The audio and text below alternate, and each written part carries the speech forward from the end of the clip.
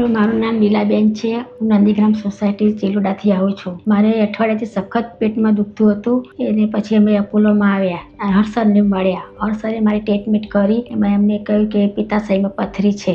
પથરીનું પછી ઓપરેશન કરાવવાનું કહ્યું એમને. સરસ રીતે ઓપરેશન કર્યું અને બહુ સરસ છે સર. એનો સ્વભાવ બી સારો છે અને ઓપરેશન કર્યા પછી મને અઠવાડિયું થઈ ગયું પણ કોઈ દુખાવો નથી.